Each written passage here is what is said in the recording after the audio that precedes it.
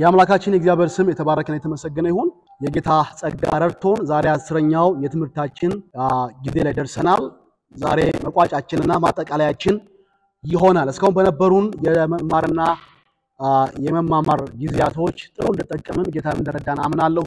ዛሬ የትምህርታችን ማብቂያና ማጠናቀቂያ ወይ መቋጫም የሆነው የቤተክርስቲያን ሶስቱ የእድገት አቅጣጫዎች የሚል ነው። እስካሁን ቤተክርስቲያን ማደግ እንዳለባት ለእድገቷ የሚያስፈልጉ መሰረቶችን ለእድገቷ የሚያስፈልጉ የእድገት መርሆችን ከክርስቶስም ከሐዋርያ ጳውሎስም አገልግሎት ተሞክሮና ልምድ በማየት ብዙ እግዚአብሔር ሲያስተምረን ነበር። ዛሬ ምን ዘጋው ቤተክርስቲያን ማደግ አለባት ካልን በምን አቅጣጫ ልታደግ ይገባል የሚል ይሆናል። ይሄን ካየን በኋላ አንድ ሐሳብ ብቻ ጨምረን ነው የምንዘጋው። ስለ ቤተክርስቲያን እድገት ስናስብ ከዚህ ቀደም የመጀመሪያው የትምህርታችን ክፍል ላይ አንስቼዋለሁ። እድገት ሶስት አቅጣጫ ላይ የሚያነጣጥር ነው የሚሆነው። የመጀመሪያው የቤተክርስቲያን እድገት አቅጣጫ መንፈሳዊ እድገት የምንለው። መንፈሳዊ እድገት ማለት ከህፃንነት ወደ ብስለት መምጣት ማለት ነው። ከህፃንነት ወደ ብስለት መምጣት ማለት ነው። ኤፌሶን ምዕራፍ 4 ቁጥር 15 ቁጥር 16 ላይ ማየት ትችላላችሁ። ከእንግዲህ ወዲህ ህፃናት መሆን አይገባንም የሚልበትን ሐሳብ ትይዙልኛላችሁ። ቤተክርስቲያን አደገች የምንለው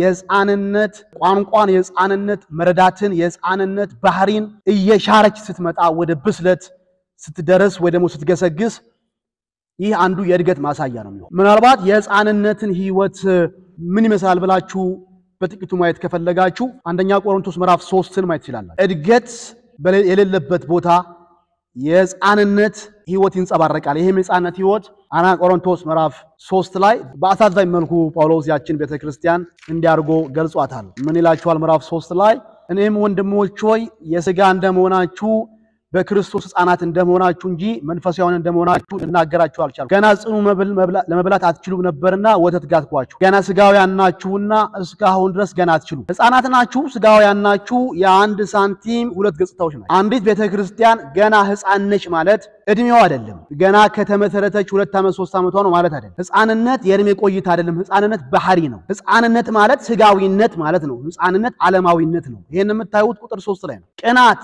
ክርክር ስለሚገኝባችሁ ስጋውያን መሆናችሁ አይደላችሁምን? እንደ ሶሎማድስ አትመላለሱምን? አንዱ እኔ ጳውሎስ ነኝ ሁለተኛው እኔ አጵሎስ ነኝ ቢል ሰዎች ብቻ መሆናችሁ አይደለምን? በቤተክርስቲያን ውስጥ የነዚህ የዓለማዊነት ባህሪ ክርክር፣ ቅናት፣ አድመኝነት፣ መከፋፈል እንደዚህ አይነት ባህሪያቶች መታየታቸው ቤተክርስቲያንን ገና ህፃን ነች ያስብሏታል። ህፃንነት ከካራክተር ጋር ከባህሪ ጋር ነው አብሮ የሚሄድ። ያ ሰው ምንም ያክል ጥቅስ ሊያውቅ ይችላል። ካራክተሩ ባህሪው ግን ካልተለወጠ ከዓለማዊነት ወደ ክርስቶስ መሳይነት ካልመጣ ህፃን ነው። የመጀመሪያው እስካሁን በረጅሙ የቆየነበት የእድገት አቅጣጫ ከህፃንነት ወደ ብስለት፣ ከስጋዊነት ወደ እውነተኛ መንፈሳዊነት ሰዎች እንዲመጡ ማስቻል አንደኛው የእድገት አቅጣጫ።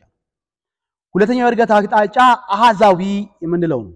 ከዚህ ቀደም እንዳየነው ሐዋርያት ሥራ ምዕራፍ 2:47 አሃዛዊ እድገት ማለት ቤተክርስቲያን ስትጀምር ይዛ የተነሳችው የአባላት ቁጥር ዕለት በዕለት እያሻቀበ እየጨመረ ሲሄድ ማለት ነው። ሐዋርያት ሥራ ምዕራፍ 2:47 ላይ መጽሐፍ ቅዱስ ሲናገር ምን ይለናል? የሚድኑትንም ሰዎች ዕለት በዕለት በእነሱ ላይ ጌታ እግዚአብሔር ይጨምር ነበር። ቤተክርስቲያን የምትጨምር መሆን አለባት። በህይወት ልቀት ብቻ ሳይሆን በቁጥር አሃዛዊ ልቀት ውስጥም መገኘት መቻል አለባት። ቁጥራቸው የሆነ ደረጃ ላይ ሲደርስ እነሱ ስፕሊት ያደርጉና ጤናማ በሆነ መንገድ ነው ይሄን ቃል የምጠቀመው። ስፕሊት ያደርጉና ሌላ አጥቢያ ሌላ ሰፈር ይጀምራሉ። እንደገና ቁጥራቸው እየጨመረ ሲመጣ እንደገና ስፕሊት ያደርጋሉ። ቤተክርስቲያን አንዱ የምትሰፋበት መንገድ የምትበዛበት መንገድ ዓለምን ሁሉ የምትሞላበት መንገድ አንዱ ይሄ ነው። አንድ ቦታ ክምችት ብላ 1000 2000 3000 5000 ያለች የምትቆይበት አለ። አጥቢያ ሌላ ቸርች ፕላንት መደረግ መቻል አለ። በኋላ መጨረሻ ላይ አነሳለሁ እንዴት ወደዚህ አይነት ነገር ልንመጣ እንደምንችል። ሶስተኛውና ከሁለተኛው ጋር ተመሳሳይነት ያለው ጉዳይ መልክዓ ምድራዊ የሆነ የእድገት አቅጣጫ ነው። መልክዓ ምድራዊ ማለት በሐዋርያት ሥራ መጽሐፍ እይታ መሰረት ወንጌል ከኢየሩሳሌም ወጥቶ ይሁዳ፣ ከይሁዳ ወጥቶ ሰማሪያ፣ ከሰማሪያ ወጥቶ ወደ ቂሳሪያ፣ ከቂሳሪያ ወጥቶ ወደ ተለያዩ የዓለማችን ክፍሎች እየሰፋ የሚያረጋው ሂደት ወይ መስፋፋት እሱ መልክዓ ምድራዊ እንለዋለን። ይህ ሀገራዊ ወረዳዊ ክፍለ ከተማዊ አይነት መልክ ሊኖረው ይችላል። ንፋስ ስልክ ላፍቶ ክፍለ ከተማ ላይ ያለች ቤተክርስቲያን ከሷ በወጡ አገልጋዮች ከሷ በወጡ የወንጌል ተናጋሪዎች ሌላ ቂርቆስ ክፍለ ከተማ ላይ ሌላ አጥቢያ ቤተክርስቲያን ትከፈት እንደማለት። ከቂርቆስ ተነስቶ ደግሞ ወደ ሌላ ክፍለ ከተማ ይሄ ምን እንለዋለን? መልክዓ ምድራዊ የሆነ መስፋፋት ወይ ደግሞ እድገት በግልጽ በሐዋርያት ሥራ ላይ የምትመለከቱት ማለት ነው። ቤተክርስቲያን የምታድግባቸው ስፔሻሊ አሃዛዊ በሆነ እድገት የምታድግባቸው መንገዶችን ጥቂት ላንሳ። ለምጽፉ ሰዎች ቤተክርስቲያን የምታድግባቸው መንገዶች አሃዛዊ በሆነ በቁጥር ስሌት የምትጨምርባቸው መንገዶችን ጥቂት ለማሳየት ልሞክር። አንደኛው የእድገት መንገድ በአጥቢያ ቤተክርስቲያን ውስጥ ሰዎች ሲለወጡ ነው። አንደኛው የእድገት መንገድ በአጥቢያ ቤተክርስቲያን ውስጥ ሰዎች ሲለወጡ ነው። ይህ ማለት አንዳንዱ ድንገት እግር ጥሎት በመንገድ ሲያልፍ መዝሙር ሰምቶ ወይ የሆነ ድምጽ ሰምቶ ምንድነው ብሎ ለምንድነው ለወሬ ነው የሚባለው እንደ ለወሬ አይነት ነገር እግር ጥሎት ይገባል። ይሄ አጋጣሚ በመሰለው መንገድ ወንጌል ሰምቶ ልቡ ተማርኮ እዛው ይቀራል። ስለዚህ ጌታ ራሱ ሲያገኛቸው ማለት ነው። ማንም አልመሰከረላቸውም። እንደዚህ የሚያወሩ ሰዎች ሰምተን እናውቃለን። እኔ ማንም ወንጌል አልነገረኝም በራሴ ነው ይላሉ። እንደው ለአንደበት ያክል በራሴ ነው ይበሉ እንጂ ይህ የመንፈስ ቅዱስ ሥራ እንደሆነ እናምናለን። መንፈስ ቅዱስ እንዲገቡ ያን አጋጣሚ የሆነ ሁኔታ ተጠቅመውበታል ብዬ አምናለሁ። ሁለተኛው የእድገት መንገድ አጥቢያ ቤተክርስቲያን በውስጧ ያሉትን ትናንሽ ቡድኖችን ሆምሴል የምንላቸውን ትናንሽ የመጽሐፍ ቅዱስ ህብረቶችን ለወንጌል አገልግሎት ስታንቀሳቀሳቸው የሚፈጠር የእድገት አይነት ነው። ምናልባት ወደፊት እግዚአብሔር ረድቶን ስለ ስሞል ግሩፕ ወይ ደግሞ ስለ ትናንሽ ቡድን መማማር ከቻልን አንዱ እዛ ላይ የምናነሳው ስሞል ግሩፕ ወይ ደግሞ ትንንሽ የቡድን የሆምሴሎች ወይ ደግሞ የመጽሐፍ ቅዱስ ቡድኖች አንዱ ዓላማቸው በአካባቢያቸው ላይ የወንጌል እንቅስቃሴን እንዲያረጉ ማስቻል። ቤተ ህብረት ወይ ደግሞ ስሞል ግሩፕ ስያሜው ምንም ሊሆን ይችላል። እኔ ካለውበት አጥቢያ አንፃር የምንጠቀምበትን ቃል ነው የምንጠቀመው። ቤተ ህብረት እንለዋለን ወይም ደግሞ የቤት ለቤት የቡድን የመጽሐፍ ቅዱስ ጥናት እንለዋለን። ስያሜው ምንም ይሁን እንዲህ አይነት ቡድኖች አንዱ ከመጽሐፍ ቅዱስ አብሮ ከማጥናት ሻይ ቡና ከማለት ከመጸለይ ባለፈ ባሉበት አካባቢ ላይ ቤት ለቤት የወንጌል ሥራ የሚሰራበትን ምቹ ሁኔታ መፍጠር ነው። ስለዚህ በዚህ መንገድ ቤተክርስቲያን አሃዛዊ እድገት እያመጣች ልትሄድ ትችላለች። ሶስተኛውና ብዙዎች ምናልባት የማይስማሙበት ሶስተኛው የእድገት መንገድ ባለመስማማትና በግጭት ቤተክርስቲያን ስትከፈል ይሆናል። ትንሽ ለጆሮ ሊከብድ ይችላል። ይሄ ተመካሪ አይደለም፣ ሪኮመንደብል አይደለም። ግን ይሄንን ባለመስማማት የተፈጠረውን ስፕሊት እግዚአብሔር ለራሱ የቤተክርስቲያን እድገት ይጠቀምበታል። ይሄ ግጭትና አለመስማማት ምናልባት ከራእይ ጋር በተገናኘ ከአሰራር ጋር በተገናኘ የሚፈጠር ስፕሊት ነው። በአስተምሮ የሚፈጠር በመሰረታዊ አስተምሮ ጉዳይ ላይ በተፈጠረ ግጭት ስለሚከፈተው ቤተክርስቲያን አይደለም። አንዳንድ ጊዜ የአብርሃምና የሎጥ አይነት ግጭቶች ይፈጠራል። ለምሳሌ በአገልጋዮች መካከል አለመስማማት ይፈጠራል እና ያ አለመስማማት በእርቅ ሊወገድ ካልቻለና እንትኑ ራፍ የሆነው ኮሚኒኬሽን ቤተክርስቲያንን የጎዳ አብላጫውን ህዝብ ያወከ የሚሄድ ከሆነ አንዳንድ የሚሆነው ነገር ምንድነው? አንደኛው አገልጋይ ሌላ ቦታ ሄዶ የወንጌልን ሥራ እንዲሰራ ስምነት ላይ ደረሰ። እንዳልኩትኝ ሪኮመንደብል አይደለም። በጣም ሪኮመንድ የሚበረታታውና የሚመከረው አለመስማማትን ማስወገድ ለግጭት መፍትሄ መስጠት ነው። ትክክለኛው የሊደርሺፕ ኳሊቲ ኮንፍሊክት ሲፈጠር ግጭት ሲፈጠር ወይ ደግሞ ዲስኮርድ አለመስማማት ሲፈጠር በመነጋገር ወደ ሪኮንሲሌሽን ወደ እርቅ ማምጣት ነው። አብሮ እንዲሰሩ ማድረግ ካልሆነ ግን አብርሃም ለሎጥ የሰጠውን ግብዣ ነው ፋይናሊ ሊሆን የሚችለው። በአብርሃም ሎሌዎችና በሎጥ ሎሌዎች መካከል ግጭት ሲፈጠር ምንድነው ያሉት? ብንለያይ ይሻላል፣ አንተ ምዕራቡን ከመረጥክ እኔ ምስራቁን እመርጣለሁ። ፒስፉል የሆነ ስፕሊት ነው ይሄ። ፒስፉል የሆነ በመረጋገም የሆነ እንትን አይደል፣ ፒስፉል ማለት በሰላም ተጸላለየው ተነጋግረው በቃ ማለት የሚበጀን እሱ ነው። አራተኛው የእድገት መንገድ የታሰበበት ቤተክርስቲያንን የማብዛት አካሄድ። የሶስተኛው አለመስማማት የፈጠረው ስፕሊት ነው። ይሄኛው ግን ታስቦበት ቁጥራቸው የሆነ ደረጃ ላይ ሲደርስ አመራሩ ይቀመጥና አሁን ሌላ ሞግዚት ቤተክርስቲያን አጥቢያ ቤተክርስቲያን ፕላንት ማድረግ አለብን ተብሎ ፕላን ይደረጋል። የት ቦታ ምቹነቱ ታይቶ አስቀድሞ በጉዳዩ ተጸልዮበት በእግዚአብሔር ፊት ይሄን አጀንዳ ይዘው ቀርበው ከዛ በኋላ የት ቦታ መሄድ አለብን እግዚአብሔር ጋይድ የሚያረጋቸው ነገር ካለ እሱን ይጠብቃሉ። አዲስ ኪዳን መጽሐፍ ላይ እግዚአብሔር ዲስማች ሰዎችን ጋይድ ሲያረግ ሲመራ ተመለከታላችሁ። ወደዚህ ሂድ ሐዋርያ ሥራ ምዕራፍ 16 ላይ እንዳይሄዱ ከለከላቸው ወደ ገላትያ ወደሚባል ከተማ ወደ ቢታንያም ከለከላቸው መጨረሻ ላይ ግን ወደ መቄዶንያ መሄድ እንዳለብን መሰለን ይላል በራእይ አይቶ ከሎኬሽን አንፃር እንኳን መንፈስ ቅዱስ አቅጣጫን ያሳያል በእግዚአብሔር ፊት ጸልየውበት ምሪት ተቀብለውበት እዛ ቦታ ላይ እነማን ኃላፊነት መውሰድ እንዳለባቸው ተቀምጦ የሚያስፈልገው የሰው ኃይል የገንዘብ መጠን ተሰልቶ በቂ ሆነ ስልጠና በዛ ላይ ተሰጥቶ ከወንጌል አንፃርና በወንጌል አምነው የዳኑትን ከማስተማር አንፃር ያንን ኃላፊነት የሚረከቡ ሰዎችን አዘጋጅቶ አሰልጥኖ ንቃት ፈጥሮ እነዚህን ሁሉ ሂደቶችን ካለፉ በኋላ እቺ ቤተክርስቲያን ሌላ ቤተክርስቲያንን ተወልዳለች ማለት ነው። ስለዚህ ይሄ በጣም አድቫይዝ የሚደረግ የመዋለድ አገልግሎት የመብዛት አገልግሎት የምንለው ነው። ምናልባት እዚህ ጋር በሞጁላችሁ ላይ አንድ ሐሳብ ታገኛላችሁ የግለ ተመልካችነት ጥያቄ ነው። የግለ ተመልካችነት ጥያቄ ቅድም ባነሳሁት በተለይ በሶስተኛው ቤተክርስቲያን በመትበዛበት ነጥብ ላይ ብዙዎች ጥያቄ ስለሚያነሱ ይችን ነገር ለጥሩ ማብራሪያ እንድትሆነኝ ምናልባት ያንተና ግሬ ባቆመው ለሚሰሙ ሰዎች ሌሎችም ከተማሪዎች ውጪ ይሄን የሚሰሙ ሰዎች ስላሉ ግራ እንዳይጋቡ ተማሪዎች ሞጁሉን ስለምታገኙት አንዳንድ ሐሳብ የምታስታርቁበት ወይ ግልጽ የሚሆንላችሁ ተቀምጧል። ለሚሰሙ ሰዎች ግራ እንዳይጋቡ ይሄንን ራሳችን የምንጠይቀውን ጥያቄ ላንሳና መልሶችን እኔው ራሱ ሰጥቻችሁ ወደ 6 ነገሮች ተናግሬ ቶሎ ከዚህ ሱጣል ምን ብዬ አስቀምጫለሁ። ያለበት ቤተክርስቲያን ያለበት አጥቢያ ቤተክርስቲያን ችግሮች ተፈጥረው በዛ ችግርና ቀውስ ምክንያት ቸርቿ ስፕሊት ብታረግ ወይ ብትከፈል ከዚህ ከዘረዘርኳቸው ምላሾች ውስጥ ያንተ ምርጫ የትኛው ነው የሚል ይሆናል። ቤተክርስቲያን በአንዳች ምክንያት ተከፈለች በዚህ ሰዓት ላይ አንተ የምትሰጠው ምላሽ የትኛው የሚል ይሆናል ወይ የትኛው ታስባለህ? ምርጫዎችን ዝም ብዬ ላቅርብና ጥቂት የምለው ነገር ካለ ብዬ ከዚህ ይወጣል። አንደኛ ባለመስማማት ምክንያት ቤተክርስቲያን ጥለው የወጡ አባላት ስህተታቸውን አውቀውና አረመው እንዲመለሱ መጸለይ የሚል ይሆናል የመጀመሪያው ምርጫ። ይሄ ማለት ምን ማለት ነው? ሰዎች በምንም ምክንያት ቢሆን በችግር መከፈል የለባቸውም፣ በዚህ ሁኔታ መለየት የለባቸውም። እንደዛ በሆነ ሁኔታ የተፈጠረ ነገር ካለ ስህተታቸው ተነግሯቸው አርመው በእርቅ መመለስ አለባቸው የሚል አንድ ምርጫ አለ። ሁለተኛው ለእናት ቤተክርስቲያን ይቅርታ ጠይቀውና ሕግ አክብረው ከተመለሱ ሌላ አዲስ ጉባኤ የሚከፈትበት መንገድ ማሰብ የሚል። ሁለተኛው ምንድነው? ከመጀመሪያው ትንሽ ነው ለውጥ የሚያደርገው። ምንድነው ሐሳቡ?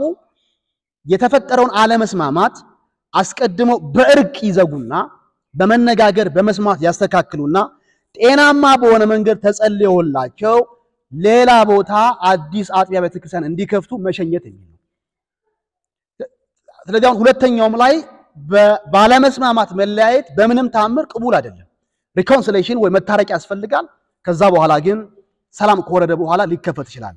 ሶስተኛ እንዲህ ባለ መልኩ በግጭትና ባለመስማማት ሰዎች ከቤተክርስቲያን ወጥተው ሌላ ቦታ ላይ ከከፈቱ ይላል በምንም መልኩ እንዳይሳካላቸው ከነባር ቤተክርስቲያንም ሰዎች ወደ እነርሱ እንዳይሄዱ መጸለይ ማስታወቂያ መናገር ክልካሉ ማድረግ አለበት። ስለዚህ ጉባኤ ላይ ተወጡ ምን ይባላል ማለት ነው? እንዲህ አይነት ሰዎች እኛ ጋር ሲያገለግሉ ነበረ ባለመስማማት ምክንያት ሄደዋል፣ እዛ እንዳትሄዱ። ሌላው ሶስተኛ ምርጫው ነው የቀረበው ማለት ነው። እንግዲህ እያረኩኝ ያሉት ምንድነው? የትኛው ምቾት ይሰጣችኋል፣ የትኛው ትክክል ነው ብላችሁ ታምናላችሁ? አራተኛው በቃ በመልካም ይሁን በክፉ ይሁን የተፈጠረው ነገር ለወንጌል ዓላማ እስከሆነ ድረስ እንዲከናወንላቸው እግዚአብሔር እንዲረዳቸው እንጸልይላቸዋለን የሚል ልክ ሐዋርያ ጳውሎስ እንዳለ አንዳንዶች ከቅናት ተነሳስተው በእኔ ላይ ብዙ መከራ ሊያመጡብኝ አስበው ወንጌል ይሰብካሉ፣ አንዳንዶች ደግሞ በጥሩ መንፈስ ወንጌል ይሰብካሉ። እኔ በየትኛው መንገድ ይሁን ዋና ወንጌል መሰበኩ ነው እንዳለ ፊልጵስዩስ ምዕራፍ 1 ላይ። ስለዚህ አራተኛው ምርጫ የሚለው ምንድነው? ኦኬ ሰውና ሰው ይጋጫል፣ እግርና እግር እንደሚጋጭ ጥርስና ምላስም ብዙ ጊዜ ተጎዳርተው ያውቃሉ። ብዙ ብርቅ አይደለም። ይልቁኑ ይሄንን እግዚአብሔር ለመልካም እንዲጠቀምበት ሰዎች የሚድኑበት እንዲሆን እንባርካቸው እንጸልይላቸው የሚል ምላሽ ነው። አምስተኛው እነዚህ ሰዎች መሰረታዊ የሆነውን የክርስትና አስተምሮ እስካልተቃረኑ ድረስ በሚያስፈልጋቸው አቅጣጫ እገዛ እናደርግላቸዋለን የሚል ከአራተኛው ጋር ትንሽ ይመሳሰላል። በቃ ፍቅርና አሳያቸው። ያስተምሮ ችግር አይደለም የተፈጠረው በግለሰብ መካከል የተፈጠረ መቃቃር ነው። ስለዚህ ብዙ ቦዘር ማድረግ የለብንም ትምህርት እስካልተበላሸ ድረስ። ስለዚህ እንዲሁ እገዛ ልናደርግላቸው ይገባል። ሄደን በማስተማር በሚያስፈልጋቸው አቅጣጫ ፋይናንሻሊም እገዛ እናደርግላቸው የሚል ነው። ስድስተኛው ከሶስተኛው ጋር ይመሳሰላል። ስለጻፍኩት ብቻ ልበለው እንጂ እንደ ስድስተኛ የሚያስቆጥር ላይሆን ይችላል። ሌላው በወጡ ሰዎች ላይ በተቃራኒ መቆም አለብን፣ አባላትም እነሱ ጋር እንዳይሄዱ መከልከል አለብን የሚል ነው። ኦልሞስት ቅድም ካልኩት ጋር መቀራረብ ያለበት ሐሳብ ነው። ጥለው በወጡ ሰዎች ላይ ወይ ደግሞ ባለመስማማት ምክንያት ሌላ ቦታ አዲስ ቤተክርስቲያን በከፈቱ ሰዎች ላይ የተቃሙ ወይ ደግሞ የተቃርኖ ምላሽ ማሳየት የሚል ነው። እኔ እዚህ ጋር ይሄኛው ነው ትክክል ብዬ አቅጣጫ አልሰጣችሁም። ከነዚህ ከ6 እና 5 ከሚያክሉት መካከል የተሻለ የሚባሉትን አማራጮች ወይ ደግሞ አማራጭ ልንወስድ እንችላለን። መጨረሻ ላይም አውርቼ ተናግሬ አስተምሬ የሚጨርሰው ሐሳብ የቤተክርስቲያን እድገትና አገልጋዮችን ማፍራት የሚል ነው። አገልጋዮችን እንዴት እንምረጥ? ቀጣይነት ላለው ለወንጌል ስርጭት፣ ለቤተክርስቲያን ተከራና ለቤተክርስቲያን እድገት አገልጋዮችን ማፍራት ምርጫችን ሳይሆን የግዳችን። ግን እንዴት አገልጋዮችን እንምረጥ? አገልጋዮች ብለን ስንል በሁለት መልኩ ልናይ ይገባናል። አንደኛ ሙሉ ጊዜያቸውን ለወንጌሉ አገልግሎት፣ ለቤተክርስቲያን አገልግሎት፣ ለእግዚአብሔር መንግስት አገልግሎት የሰጡ ሰዎች አሉ። ሁለተኛ ደግሞ የራሳቸውን የግል ስራ ወተቀጥረውም ያለውን ስራ እየሰሩ የሚያገለግሉ ሰዎች አሉ። ሁለቱንም ክንፍ ይዘን ነው የምናወራው አገልጋዮችን መምረጥ ላይ እና መስፈርቶችን ኳሊቲዎችን ማስቀመጥ አለብን። የመጀመሪያ ሙሉ ጊዜ አገልጋይ ሙሉ ህይወቱን ቤተሰቡን ትዳሩን ሰጥቶ የሚያገለግልን ሰው በምንመርጥበት ጊዜ ማየት የሚገባን ኳሊቲዎች አሉ። አንደኛ ከክርስቶስ ተሞክሮ በመነሳት አገልጋዮችን ለወንጌሉ ስራ ከመምረጣችን በፊት በጸሎት በእግዚአብሔር ፊት እንቅረብ።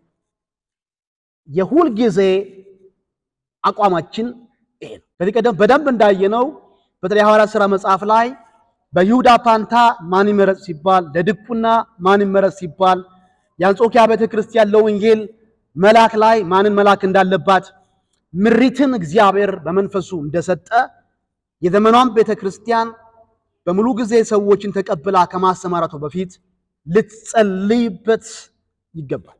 የመጀመሪያው። ሁለተኛ የግለሰቡን የአገልግሎት ፍላጎትና ሸክም ማየት ያስፈልጋል። ያ ግለሰብ በሚሰጠው ተልእኮ በሚሰጠው ኃላፊነት ለመቆየት ለማገልገል ፍላጎቱ አለው ወይ? ፕላስ ሸክሙ ራሱ አለው ወይ የሚለው መታየት አለበት። እንደው መሄጃ ያጣ ሰው ሆኖ ከሆነ ያው በእንቅርት ላይ ጆሮ ደግፍ ነው። ምንም ፍላጎት የሌለው ግን ስራ ስላጣ ወይ ደግሞ ትምህርት መማር ስላልፈለገ አንድ ሰው እንዳለው ነው ስራ ፈልጉልኝ አላሉ። ስራ ፈልጉልኝ አለና ቢታጣ ወንጌላዊነትን ብሏል አሉ።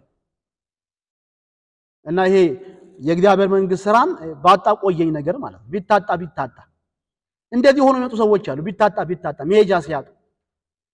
ስለዚህ የቤተክርስቲያን መሪዎችና ቀደምት አገልጋዮች ከመጸለይ ባለፈ የዛን ግለሰብ ፍላጎት አለው ወይ ሸክም አለው ወይ የሚለው ነገር ቼክ መደረግ አለበት። ሸክሙን በተሞክሮ በፍሬ ማሳየት አለበት።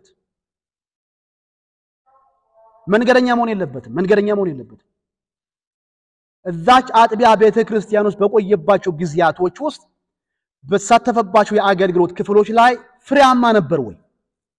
ወይም ከሌላ ቤተክርስቲያን ትራንስፈር ሆኖ የመጣ ከሆነ ቀድሞ በነበረችበት አጥቢያ ቤተክርስቲያን ላይ ፍሬያማ ነበር ወይ? ህይወቱና አገልግሎቱ ምን ይመስል ነበር? ይሁሉ ቼክ መደረግ መቻል አለበት እንጂ ወረቀት ጽፎ ባካችሁን ጌታ ስለተናገረኝ ነው አልቻልኩኝም ተቀበሉኝ ስላለ አይደለም።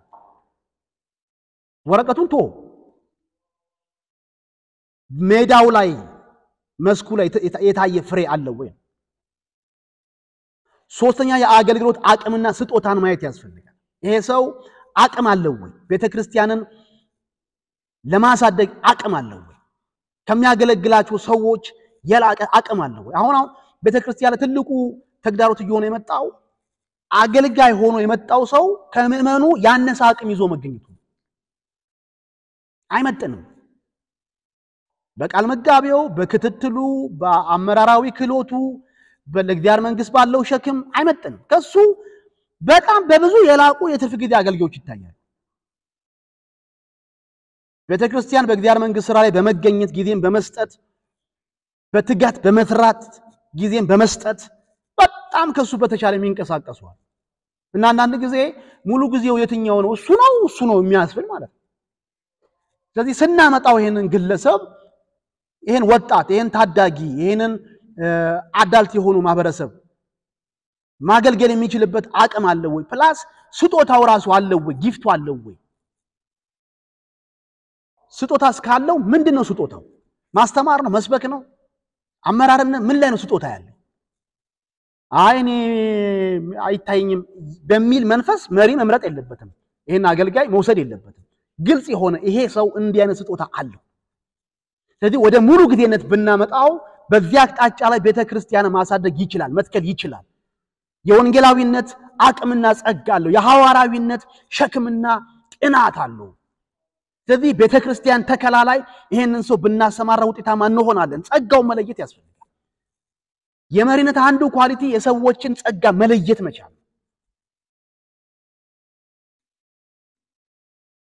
አራተኛ አገልጋዮችን በሚገባ ለማወቅ በቂ ጊዜ መውሰድ ያስፈልጋል ከቅበላ በፊት ወደ አገልግሎት አምጥተን ከማሰማራታችን በፊት የነዛን ሰዎች ባህሪ የነዛን ሰዎች ጸጋና ፍሬ ጊዜ ወስደን ማየት አለብን ይሄ ማለት 7 እና 8 ዓመት 5 ዓመት እንያቸው ይያልኩኝ አይደለም ያለው አንዳንዱ ወርም አይፈጅበትም ለመሾም አንዳንዱ ደግሞ በዚህ በተቃራኒ 10 ዓመት 8 ዓመት 7 ዓመት ያንን ሰው በቃ ሙተት እስኪ ድረስ ያደግሙታል ጊዜው ላይ አይደለም እኔ ትልቁ ፖይንት የዚህን ሰው ባህሪ ካራክተር ፕላስ ጸጋውን በቂ ጊዜ ወስዶ ረሽ ማድረግ የለብንም መፍጠን የለብንም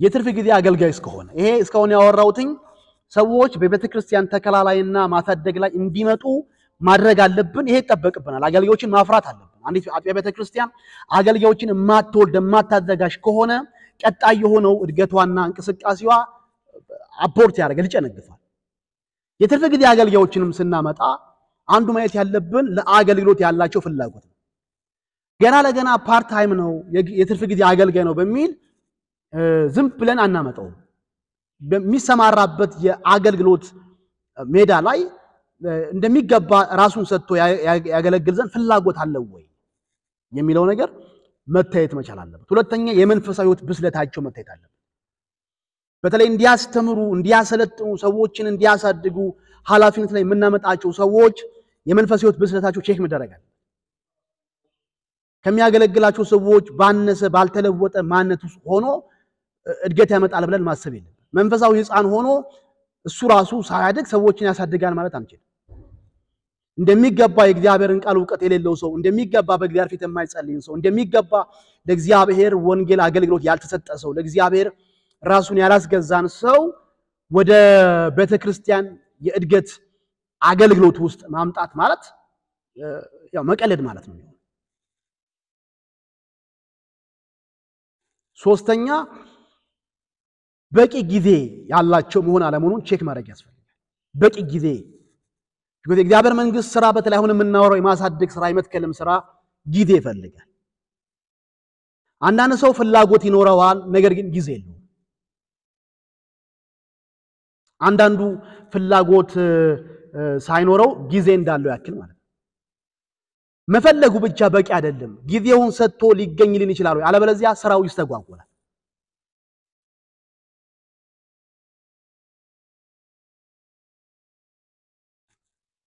ይህን ሁሉ ካደረግን በኋላ አገልጋዮችን ወደ የአገልግሎት አገር ወደ ማረክ ፓርትነር ወደ ማረክ ካመጣናቸው በኋላ ቀጣዩ የሚጠበቅብን አገልጋዮችን ማሰልጠን ይሆናል የመጡትን አገልጋዮች በሙሉ ጊዜም ይሁን በፓርት ታይም የመጡትን አገልጋዮች እነሱን ኢምፓወር ማድረግ ማሰልጠን ለሚጠበቅባቸው የቤተክርስቲያን የመትከልና የማሳደግ አገልግሎት ብቁ እንዲሆኑ ውስጥ ባሉ አገልጋዮችም ሊሆኑ ይችላል ከውጭ በመጡ አገልጋዮች በተጋባዥ ሊሆኑ ይችላል በቂ የሆነ ስልጠና በተከታታይነት መስጠት ያስፈልጋል አንድ ጊዜ ሰጥቶ ከዛ በኋላ እንደምትሆኑት ሆኑ ሳይሆን አለፍ ይያሉ ተከታታይነትና ወጥነት ያላቸውን የስልጠና ስራዎችን እነሱ ላይ መስራት የግድ ያስፈልጋል ይሄ ስልጠና ሁለት አይነት መልክ ይኖረዋል አንደኛ መደበኛ ባልሆነ መንገድ የሚደረግ ስልጠና ነው መደበኛ ባልሆነ መንገድ የሚደረግ ስልጠና ነው ይሄ ማለት ቀዳሚ የሆነው አገልጋይ ወይ መጋቢ ወይ ደግሞ መሪው የራሱን የህይወት ተሞክሮ እና የአገልግሎት አካሄድ መሰረት ባደረገ መልኩ ይሄንን ሰው የሚያበቃበት መንገድ ነው። አብሮት አቅርቦት የህይወት ተሞክሮ እየነገረው ሲያገለግል እንዲያየው በማድረግ ያንን ሰው ያበቃዋል። ጳውሎስ እሱ መንገድ ይጠቀማል። ሲያገለግል ቲቶንም ጢሞቴዎስንም ይዟቸው ይሄዳል። እንደሱ በየምኩራቡ ሲሰብኩ ላታገኟቸው ትችላላችሁ። እንዲያዩ ያረጋቸዋል። ልምዱን ያካፍላቸዋል። አሁን በተናገርኩት መንገድ ትሬን ያደርጋል። ይሄ መደበኛ ያልሆነ ማሰልጠኛ መንገድ ነው። ኢንፎርማል ትሬኒንግ የምንለው። ሁለተኛ መደበኛ የሆነ ስልጠና።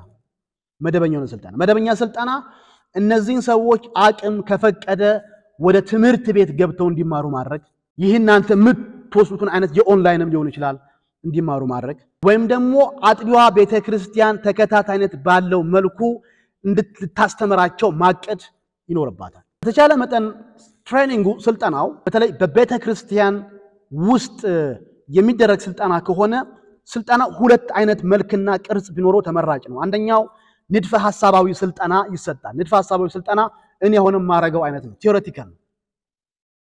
ይሄን ካስተማርኩኝ በኋላ ይጃቹ ቤተክርስቲያን ተከላላይና እድገት ላይ አብረን እየሰራን አንቀጥል። ይሄ በቀለሙ ትምህርት አፓረንት የሚባል አለ አይደል? አፓረንት ንድፈ ሐሳቡን ከተማሩ በኋላ ለአንድ ሴሚስተር አፓረንት ይወጣል። የተማሩትን ነገር ሄደው ሜዳው ላይ ይተገብሩታል። አሁንም ማወራው ግን ንድፈ ሐሳባዊ ስልጠና ማለት ስለ ቤተክርስቲያን እድገት ምንነት፣ ስለ አገልግሎት፣ ስለ ሌላም ጠቃሚ የሆኑ መሰረታዊ ትምህርቶች ላይ ሐሳብ ይሰጣቸዋል፣ ትምህርት ይሰጣቸዋል፣ ስልጠና ይሰጣቸዋል። የመጀመሪያው ስልጠና ንድፈ ሐሳባዊ ስልጠና። ይሄ ማለት ምን ማለት ነው የሚል ረጅም ጊዜ የሚፈጅ ነው። በዲግሪ ደረጃ ከሆነ እስከ 4 ዓመት ወይ ደግሞ 2 ዓመት 1 ዓመት የሚፈጅ ነው በቤተክርስቲያን ውስጥ የሚደረግ ከሆነ ንድፈ ሐሳባዊ ስልጠና። ሁለተኛው ተግባራዊ ስልጠና ምንለው። ተግባራዊ ስልጠና ማለት ወጥቶ ወደ መስክ ወጥቶ ወደ ሜዳ ወጥቶ ወደ ቤተክርስቲያን የአገልግሎት ዘርፎች ውስጥ ገብቶ የተማረውን ነገር ፕራክቲስ እንዲያደርግ እድል መክፈት ማለት ነው። ለምሳሌ እስካሁን ድረስ ስለ ደቀ መዛሙርትነት ስንማር ነበር። ቡድን ማደራጀት፣ በወጥነት ማስተማር ስንል ነበር። ስለዚህ ይሄ የተማረውን ትምህርት ተግባራዊ እንዲያደርገው እድል መክፈት፣ ቡድን እንዲያደራጅ፣ የሚያስተምራቸው ትምህርቶችን እንዲቀርጽ፣ ከዛ በኋላ ሄዶ ተከታታይነት ባለ መንገድ እንዲያስተምር፣ የአገልግሎቱን ፍሬ የሚለካበትን ፎርማት ማዘጋጀት፣ ፕራክቲስ እንዲያደርገው፣ ንድፈ ሐሳብ ወደ ተግባር መቀየር መቻል ስላለበት ባለፉት 10 ሳምንታቶች ስንማማረው የቆየነው የቤተክርስቲያን ተከላና የእድገት ትምህርታችን ስልጣናችን እንግዲህ ይሄን ይመስላል። አባው ሲተርቱ ፈረስ ያደርሳል እንጂ አይዋጋም እንደሚል እኔ እንግዲህ አድርሻለሁ። በተቻለ መጠን አቅሜ እና ያለኝ መረዳት በፈቀደው መጠን እንደ ፈረስ አድርሻለሁ። ከዚህ በኋላ የሚሆነው የመዋጋት ኃላፊነት ቤተክርስቲያንን መትከልም ሆነ ማሳደግ የእናንተ ይሆናል። ተደጋጋሚ እንዳልኩትኝ ይህ የቤተክርስቲያን ተከላም ሆነ የእድገት አገልግሎት ዋጋ የሚያስከፍል ነው። በእግዚአብሔር ላይ መታመንን ጠያቂ ነው።